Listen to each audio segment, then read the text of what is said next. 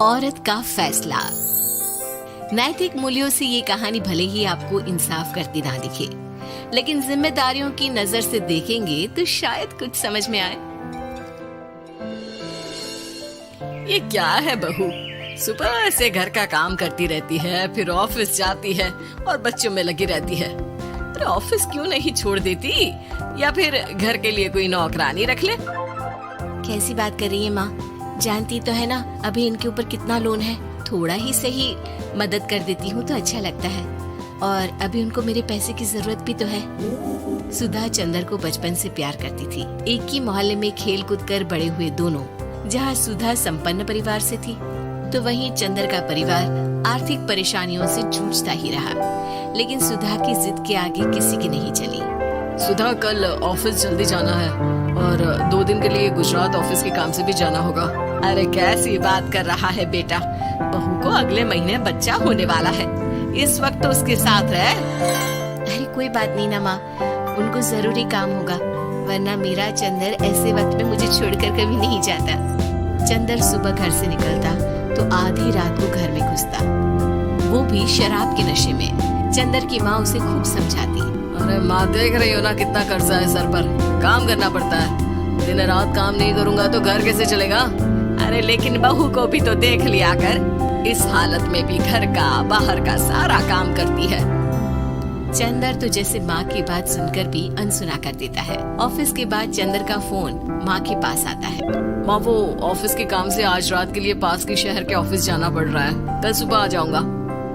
सुधा रात को कमरे में सो रही होती है कि उसके पेट में दर्द होता है। सुधा चंदर को वीडियो कॉल करती है। इनको फोन कर लो, शायद कुछ आराम मिले। लेकिन 10 बार फोन करने पर भी वो सुधा का फोन नहीं उठाता। ऑफिस के काम से गए हैं, हो सकता है बिजी हो। कितनी मेहनत कर रहे हैं हम लोगों के लिए। सुधा सो तो जाती है, लेकिन अकेले उसे कमरे में डर लगता है। अगले रोज चंदर घर आता है, जहाँ सुधा ऑफिस जाने के लिए तैयार हो रही थी। तुम आज भी ऑफिस जाओगे? कल रात भर तो ड्यूटी की है, थक जाओगे, छुट्टी ले लो ना। अरे नहीं, कैसी बात कर रही हो, ये तो पॉसिबल ही नहीं है। अच्छा रुको, मैं जल्दी से तुम्हारा खाना और नाश्ता बना देती हूँ। बेचारी सुधा ऑफिस जाना छोड़कर लग जाती है पति के लिए खाना बनाने, उसके कपड़े प्रेस करने और जरूरत का सामान मुहैया कराने के लिए। हो सके तो रात की ड्यूटी मत लिया करो ना, मुझे बहुत डर लगता है। अरे यार क्या है, तुम तो ऐसे बिहेव कर रही हो कि तुम ही अकेली हो जिसे बच्चा होने वाला है। इतने लोगों के पति जो काम के सिलसिले में बाहर होते हैं, उनका क्या? सुधा को चंदर के मुंह से ये बातें अजीब लगती है। अरे हुआ क्या है तुमको? पहले तो तुम मेरा कितना ख्याल रखते थे, मेरे पास रहते थे, मेरी दवा से लेकर खाने पीने तक का सारा ख्याल। और अब इस बार तो तुम एक दफा भी मेरे साथ डॉक्टर के पास नहीं आए, क्यों? अरे पागल हो गई हो क्या? पागल वाली बात कर रही हो। काम धंधा देखो या फिर तुम्हें लेकर टहलता फिरो। और मुझे शुक्रवार की रात को काम से निकलना है, सोमवार आऊंगा। सुधा को समझ में नहीं आता कि क्यों अचानक से चंदर को फील्ड का काम मिल गया है। लेकिन एक दिन, सुधा, मैं और चंदर जरा एक रिश्तेदार के घर जा रहे हैं, तुम भी तैयार हो जाओ, घर में अकेली कैसी रहोगी? अरे नहीं, इस हालत में इसे लेकर जाना ठीक नहीं है। अरे लेकिन मैं ऑफिस भी तो जाती हूँ, फिर घर में अकेले। चंदर उसकी कोई बात नहीं सुनता। वो सीधा कार निकाल कर माँ को लेकर चला जाता है। सुधा घर के काम में लग जाती है कि अचानक उसकी नजर चंदर के बैग पर पड़ती है, जिसमें एक कागज दिखाई देता है। इनके कागज भी ना इधर उधर फैले होते हैं, एक भी खो जाएगा तो बवाल करेंगे।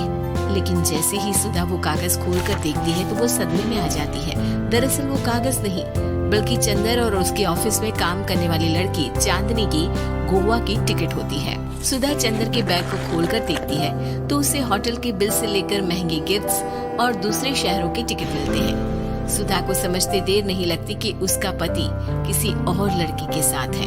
चंदर के आने पर सुधा उससे बात करती है। अरे नहीं, ऐसा कुछ नहीं है, तुमको गलतफहमी हो गई है। लेकिन जब सुधा के सवाल तीखे हो जाते हैं तो चंदर को अपनी गलती माननी पड़ती है और वो सुधा से माफी मांग लेता है। सुधा फैसला कर लेती है कि वो चंदर को छोड़ देगी। बच्चे और सामान को लेकर वो घर से निकल ही रही होती है कि सास उसे रोकती है। कहाँ जाएगी बेटा, रुक जा। चंदर को सुधा का जाना खल नहीं रहा था।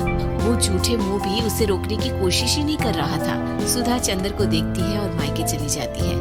मायके में माँ कहती है, अरे आज से कैसे घर छोड़कर आ गई? कौन सा चंदर तुझे छोड़ रहा था? माफी तो मांग ली थी ना। देखो बेटा, बेटी डोली में जाती है और अर्थी में ही निकलती है। पर पापा, मेरा आत्मसम्मान, उसका क्या? आपने मुझे पढ़ाया लिखाया है, इस लायक बनाया कि मैं खुद का खर्चा उठा सकूं, बेटी को पढ़ा सकूं, एक अच्छा जीवन पाऊं। अरे लेकिन पति की जरूरत तो होती है ना सुधा दीदी, और अगर आपको नहीं है तो इस बच्ची का सोचो जो अपने पिता से इस कदर जुड़ी है। आने वाले बच्चे की सोचो जिसके आने से पहले ही आपने पिता का प्यार से दूर करने की सोच ली। सुधा फोन देखती है लेकिन चंदर का कोई कॉल नहीं होता। वो समझ नहीं पाती कि अपने आत्मसम्मान के बारे में सोचे या बच्चों के बारे में। मम्मी, हम नाना नानी के घर से दादी और पापा के पास कब जाएंगे? नहीं जाएंगे बेटा, अब यहीं रहेंगे। नहीं मम्मी, मैं पापा के पास जाऊंगी, मुझे दादी के साथ रहना है। और मेरे साथ? हाँ, आपके साथ भी तो, सबके साथ माँ। देखो सुधा दीदी, आपके सर पर पिता का साया होना जरूरी होता है।